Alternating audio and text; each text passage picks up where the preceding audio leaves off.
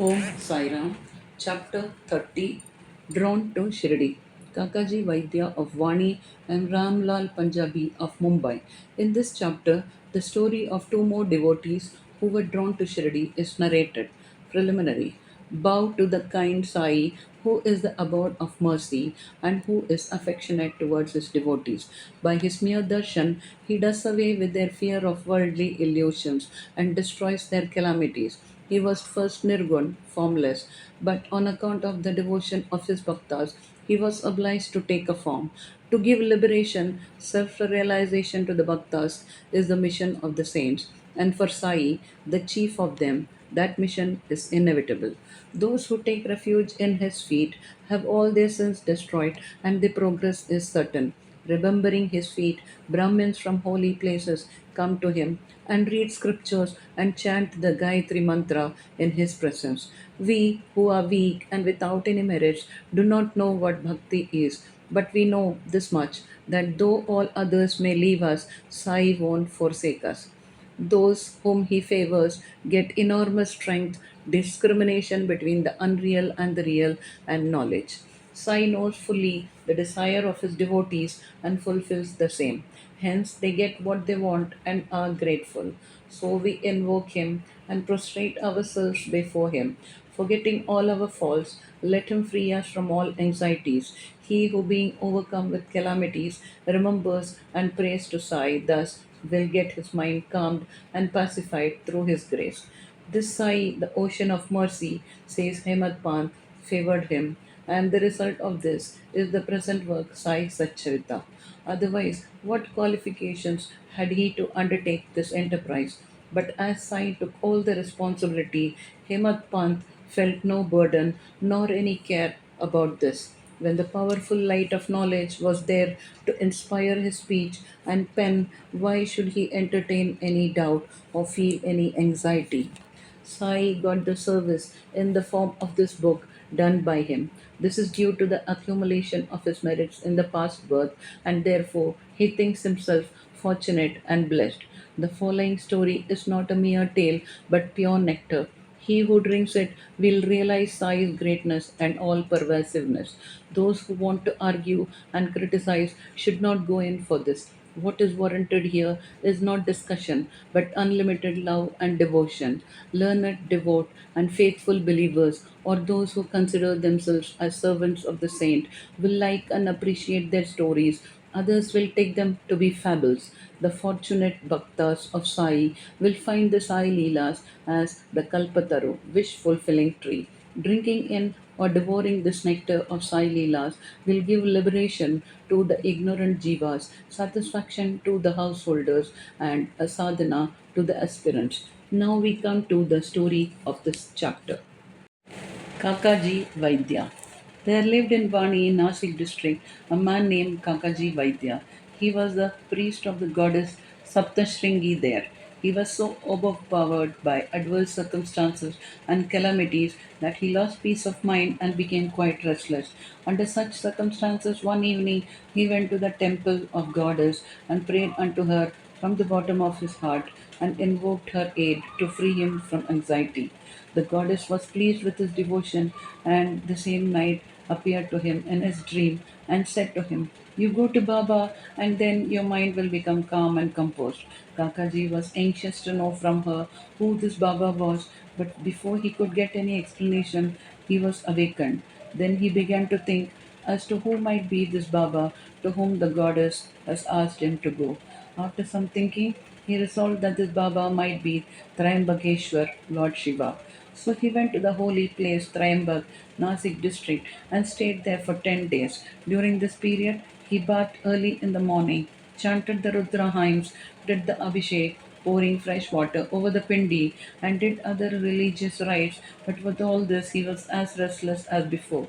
Then he returned to his place and again invoked the goddess most pitifully. That night she again appeared in his dreams and said, "Why did you go to Triambakeshwar in vain? I mean by Baba, Sai Samarnath of Shirdi." The question before Kakaji now was how and when to go to Shirdi and how to see Baba.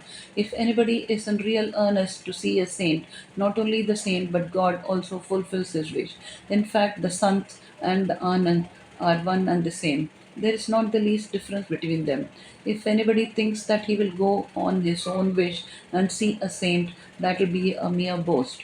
Unless the saint wills it, no one is able to go and see him. Even the leaf of the tree won't move without his bidding. The more anxious a bhakta is for the visit to the saint, the more devout and faithful he is, the more speedily and effectively is his wish satisfied to his heart's content. He who invites anybody for a visit also arranges everything for his reception, and so it happened with Kakaji. Shyama's voice. When Kakaji was thinking about his intended visit to Shirdi, a guest came to him at his place to take him to Shirdi. He was no other than Shyama, very close and intimate devotee of Baba. How he came to Vani at this juncture, we shall just see. Shyama was severely ill when he was very young, and his mother had taken a vow to her goddess Saptashringi at Vani that if a son got well, she would bring and dedicate him at her feet. Then, after some years, the mother herself suffered much from ringworms on her breast. At that time, she again took another vow to her deity that if she got all right, she would offer her two silver breasts. These two vows remained unfulfilled. At her deathbed, she called her son Shama and drew his attention to the vows, and after taking a promise from him that he would fulfill them, she breathed her last. After some time, Shama forgot about these vows, and thus 30 years elapsed. About this time, a famous astrologer had come to Shirdi and stayed there for a month. His predictions in this case of Sriman Bhuti and others came true, and everybody was satisfied. Shyama's younger brother, Bapaji, consulted him and was told about his mother's vows, which his elder brother had promised to fulfill at her deathbed and not yet fulfilled. Hence, the goddess was displeased with them, and that was bringing troubles on them. Bapaji told this to his brother Shyama, who was then reminded of the unfulfilled vows. On thinking that any further delay would be dangerous, he called a goldsmith, got a pair of silver breasts prepared. Then he went to the masjid, prostrated himself before Baba, and placing before him the two silver breasts, requested him to accept them and free him from the vows, as to him he was his Saptashringi goddess. Then Baba insisted upon him to go himself to the temple of Saptashringi and offer them at the feet of the goddess. Thus, after taking Baba's permission and Udi, he left for Vani and while searching for the priest, reached Kakaji's house. Kakaji was then very anxious to visit Baba, and Shama went there to see him at this very time. What a wonderful coincidence was this! Kakaji asked him who he was and whence did he come, and on learning that he came from Shirdi, he at once embraced him. So overwhelmed was he with love. Then they talked about Sai Leelas, and after finishing the rites of Shama's vows, they both started for Shirdi. On reaching the place, Kakaji went to the masjid and fell at Baba's feet. His eyes were soon bedewed with tears, and his mind attained calmness. According to the vision of the goddess, no sooner did he see Baba than his mind lost all his restlessness and became calm and composed.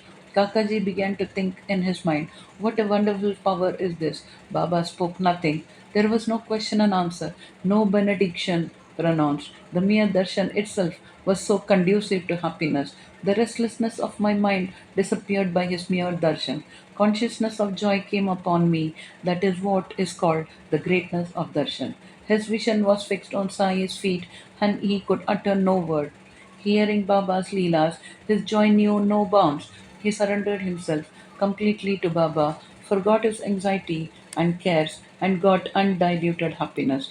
He lived happily there for 12 days, and after taking Baba's leave, Udi and blessings, returned home. Kushal Chand of Rahata.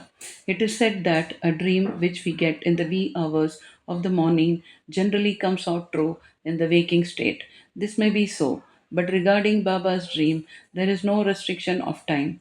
To quote an instance, Baba told Kaka Sahib Dikshit one afternoon to go to Rahata and fetch Kushal Chand to Shirdi as he had not seen him since long. Kaka Sahib accordingly took a tonga and went to Rahata. He met Kushal Chand and gave him Baba's message. On hearing it, Kushal Chand was surprised and said that while he was taking a noon nap after meals, Baba appeared in his dream and asked him to come to Shirdi immediately, and that he was anxious to go.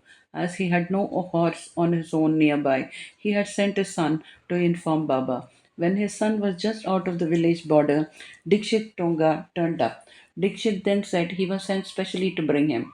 Then they both went in the Tonga back to Shirdi. Kushal Chand saw Baba and all were pleased. Seeing this Leela of Baba, Kushal Chand was much moved. Ramlal Punjabi of Mumbai. Once a Punjabi Brahmin of Mumbai named Ramlal got a dream in which Baba appeared and asked him to come to Shirdi. Baba appeared to him as a Mahant but did not know his whereabouts. He thought that he should go and see him, but as he did not have his address, he did not know what to do. But he who calls anybody to him also makes the necessary arrangements for the same. The same happened in this case. The same afternoon, when he was strolling in the street, he saw a picture of Baba in a shop. The features of the Mahant he saw earlier in the dream tallied exactly with those of the picture. Then, on making enquiries, he came to know that the picture was of Sai Baba of Shirdi. He went soon after this to Shirdi and stayed there till his death. In this way, Baba brought his devotees to Shirdi for darshan and satisfied their wants, material as well as spiritual. Bow to Sri Sai, peace be to all.